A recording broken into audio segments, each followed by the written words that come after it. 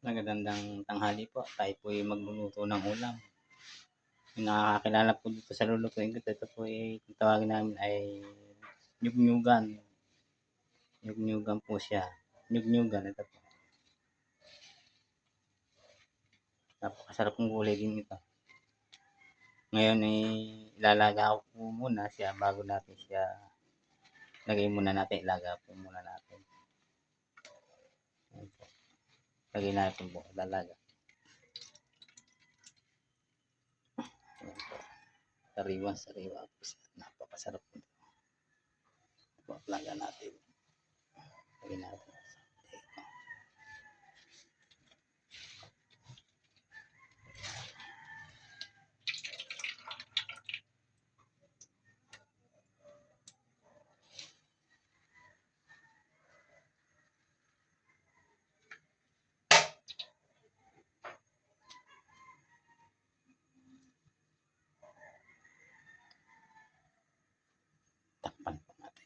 Takpan po natin para mabisbis yung habang po tayo ay naglalabog ay tayo po ay magkakayod. Kukuha po tayo ng ating ibang gagata. Yun po ang masarap na luto ron, yung gagataan. Para sarap ng nyug-nyugan. Magkakayod po muna. Kaya po, labog na ating MP nyug. Tama na po isa para tamang pulay isa. So, panganguin ko na. Yan po, paglabog na. Ating hangin sa tubig para hindi masyadong maglasang tubig.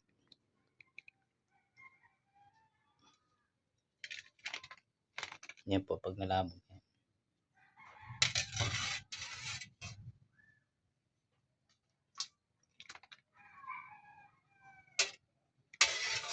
Ito ay gamot din ho yung sabaw nito, yung sabaw. Kung kayo po yung nakakapag, pwede ho siyang inumin. Gamot po siya sa mga karamdaman din, yung sabaw nito. Ilalaga ho din ninyo, ito po yung gagawin siya, itong pinaglagaan. Magaling po ito sa marami daw din dalang namin kasi na mapapaigi.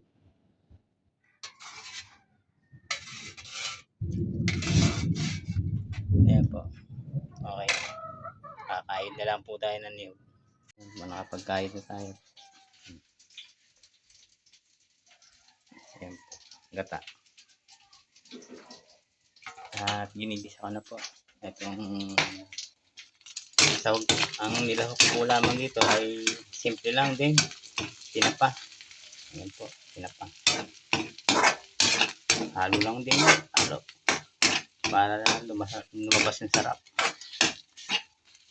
Sabi habang hinahalo daw ay lalong sumasarap.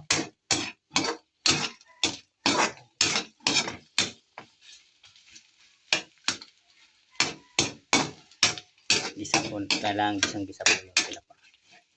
Para masarap.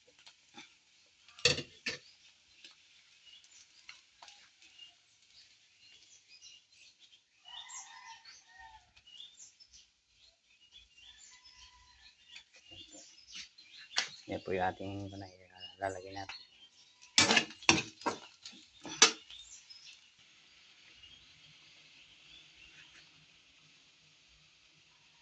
Yan po. Nilagay na ho ko na yung gata.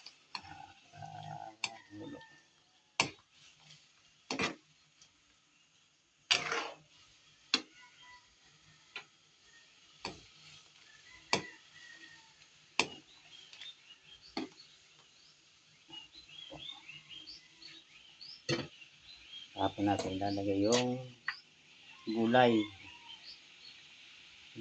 Ito po. Yan. Labog na po yan. Tapos, sarap. Itong nakakatikim na po nito, talagang sa panlasa nila talagang napakasarap gulay nito.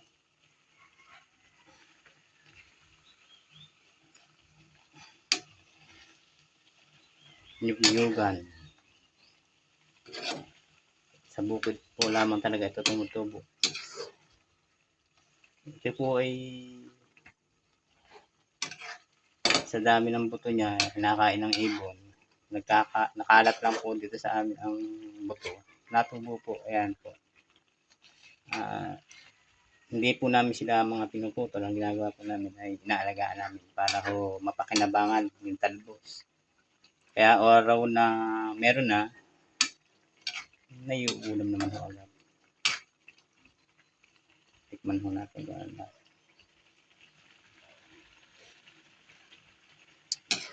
Ayos na po, kulang lang sa sipa.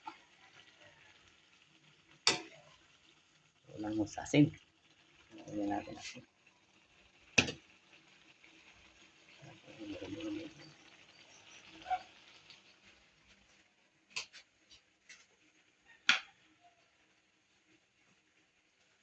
Lagyan po natin ng asin.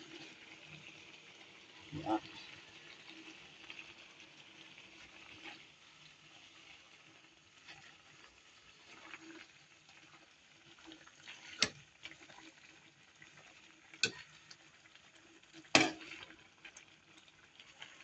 Yung sinama na ho para malasa yung ulo.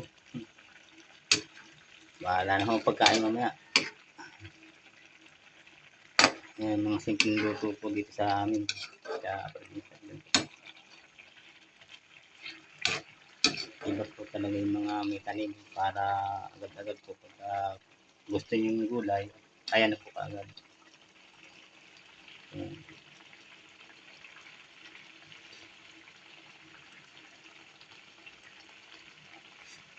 Ayos na. Sarap.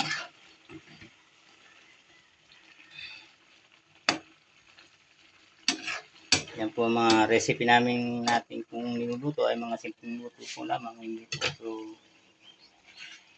ang po lang talaga. Yung tama lang mo sa panlasa namin ho. Kaya yung nakakita, nakapanood ay napasarap po sana ulit. Maraming salamat sa nakakita at nakapanood.